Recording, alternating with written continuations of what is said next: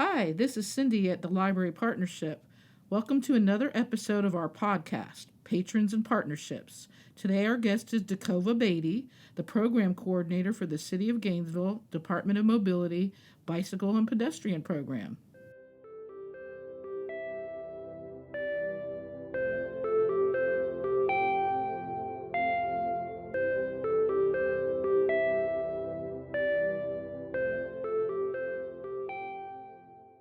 Good morning, and thank you for joining us. Please introduce yourself and your organization. Okay. My name is Dekova Batey. I'm with the City of Gainesville Department of Mobility. I operate the bicycle and pedestrian program. Okay, what are the basic services you provide to the community? Well, the bicycle pedestrian program addresses safety, information regarding bicycle pedestrian laws, resources when it comes to finding out about how to utilize our community best when you're biking and walking, as well as when we're developing our community, making sure we have appropriate bicycle pedestrian considerations. So we sit with a lot of different groups, have a lot of coalition, and share resources so that we can have everyone enjoy our community better. So tell us about yourself, your education, how long you've been in this position, how you got started working for the city of Gainesville and the bicycle pedestrian program. Well, I first of all, I'm a lifelong resident of Gainesville.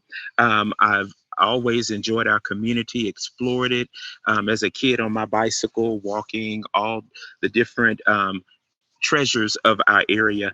And just growing up, I did a lot of community service. So eventually I was with the city of Gainesville and saw an opportunity for the working at a community center. So I ran a community center for a couple of years and saw an opportunity to do the bicycle program, which was of interest to me because I was a commuter cyclist. I had given away my automobile and rode my bicycle for years and enjoyed the community.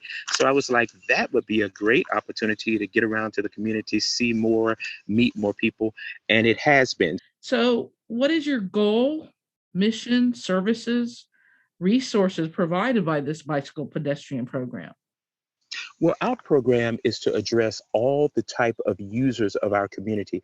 We try to address all the different demographics that are in our community. We have people who are using our facilities for biking and walking for many different reasons. So we need to address all of those persons. So one of the goals is to make sure we're addressing all the demographics. So from toddlers, literally, we go to daycares, all the way up to senior citizens. We are dealing with different demographics to educate and to just find different ways to either encourage them to utilize our resources or learn how to do it better or do it in a more safer manner. That sounds wonderful. Safety is always an issue. Can you tell us a little bit about bike boulevards and infrastructure improvements for bicycle and pedestrian use? Yes, these are adaptations in our community that when we have our developments with technology, when you have faster cars, when you have more types of transportation, when you have a wider base of who's using transportation, now we have a lot more teens than we did 30 years ago using the roadway. And so with that, we have to realize our transportation infrastructure is different, our levels of safety is different. So we make adaptations to accommodate different type of users. So for example, you mentioned a bike boulevard on a high speed, high volume, which means a lot of traffic, roadway that may have limited bike lanes, may have a lot of truck traffic for deliveries, like our 13th Street right in the middle of our community. It may not be as inviting to cyclists, but what we can do is look at some type of adjacent facility, a roadway near that area that could better serve for different type of cyclists. So just one block to the east of 13th is 12th Street. And from about Gainesville High School, which is probably the 17800 block of Northwest Gainesville, going south all the way down to near just south of the University of Florida, near PK Young, there is an area where instead of riding on 13th Street, you could ride on 12th Street. On the address signs, we have a picture and label that it's a bike boulevard. at the intersections where there's traffic signals. There is an detection that picks up that a cyclist is in the roadway to change the signal. They don't have to get off and go press the pedestrian button. We have markings and lighting. We have all type of things to prioritize the bicycle user along that corridor. We also have near the University of Florida something called the bike box. This is a marking in the ground at the red light to allow the cyclist to stage in front of the cars when there is a red signal.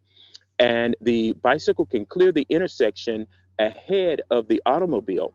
And this just allows less confusion and more priority for the cyclist so there's safety. And we have many other projects that we're working on. You may see a lot of pedestrian crossings that rapid flashing beacons where there is, once it's activated by the pedestrian, there is alert that there's someone crossing the roadway. Can you tell us a bit about Gainesville's Vision Zero program? Yes, and Vision Zero generically is just a response to the many deaths along our roadways. So Vision Zero is a worldwide effort to reduce or eliminate traffic crashes. And we use the word crash specifically. We don't want to say accidents because there's always something you can do to try to prevent or avoid the situation. So we label them as crashes so that we can learn from whatever's happened so we can try to improve. And the premise is reducing speeds. That's one of the most top issues regarding Vision Zero, reducing speeds and addressing the roadway to accommodate different type of traffic such as bicycling. So we're talking about looking at the roadways and seeing how we can make it more usable for pedestrians and cyclists, making sure that there's a mixed use, making sure that if there is certain situations, the roadway speed is decided upon what type of facility is, whether there's on-street parking, how many lanes, and sometimes we may put certain designs in the roadway to slow up traffic. If you have a roadway that is just straight and you have no tree line and you just see clear, it gives you the presumption to go fast, like a speedway. If you input trees, if you have a curve, if you have a speed table or something to break up, Roundabout. yeah, something to break up your just need to speed, it allows your brain to realize I need to slow down. So sometimes it's how we engineer and how we build that can help give people the mindset. So you mentioned roundabout, which is a issue that's kind of controversial. A lot of people hear about roundabout and they get apprehensive, and they don't realize this is an engineering tool that allows a lot of crashes and different situations to be reduced. If you look at roadways that install a roundabout, depending on the situation, what it can tend to do is lessen the opportunities for crashes at a regular intersection because you're turning in the path of other vehicles. If those vehicles don't stop, there's a crash opportunity. So if you look at all the opportunities for a person driving at a regular intersection to cross the path of another vehicle if someone doesn't obey the signals, or even pedestrians to be hit because they're walking in the path of vehicles, there's double the amount of opportunities when you have a regular intersection. By having a roundabout, you reduce that opportunity by half because you're all going in the same direction.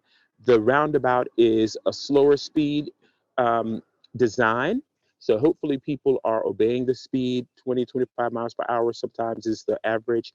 So these type of designs, these type of engineering may on the surface look to be convoluted, but when you look at the statistics, you look at the data, it shows that it increases safety, it increases other opportunities. So, how can the community help your department? Well, we are available to the community as far as education and resource goes. There's a lot of stigma with education. A lot of people are, in their mindset, I know how to ride a bicycle, that's just for children, and not realizing that a bicycle on the roadway is a vehicle. Not only that, the bicycle has some of the same rights and responsibilities as other vehicles that's on the roadway. So we do a training to educate the public to know you have to do certain things or you can be cited because of safety. So we go over those laws. We go over some of the new things that are in your community to help to reduce a lot of the crashes.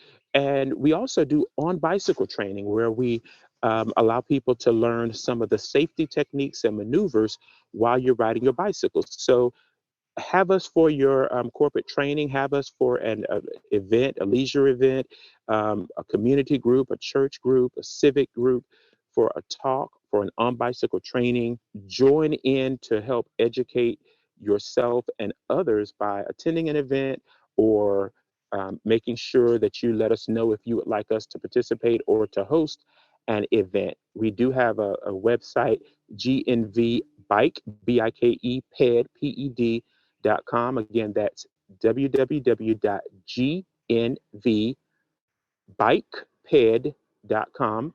And that's a website where you can get information for meetings we have, for events, and other opportunities. Awesome. So, Dekova, do you have any closing thoughts you'd like to share?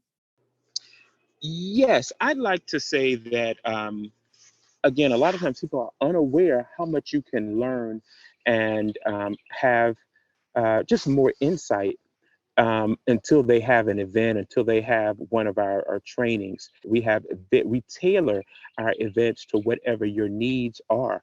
So depending on your size, your age demographic, your experience levels, we have trainings specifically for your needs. But the truth is, our program is year round, and we are basically a clearinghouse. We're able to help you with whatever your needs are. So we have a lot of people contact us with concerns of debris in the road, or they may have concerns with a facility that they think is a danger, or asking questions about the law, or just wanting to have certain resources or materials for an event. We also have connections with our Florida Pedestrian Bicycle Safety Resource Center, housed here in Gainesville, Florida, at the University of Florida. They are a free distribution for bicycle pedestrian safety information and resources. They also have a bicycle helmet program, to which I'm one of the trainers, where I can train a person that's related to a group or connected to a group for 2 hours, and they will be able to freely order resources like bicycle helmets for their community events. So again, we try to meet whatever the needs of our transportation community is. So it's not just a one-sided outreach that we're doing. We are here to meet all the needs regarding your bike ped transportation safety. Well, Dekova, that was a lot of information this morning. Thank you so very much for joining our podcast today. And do keep in touch.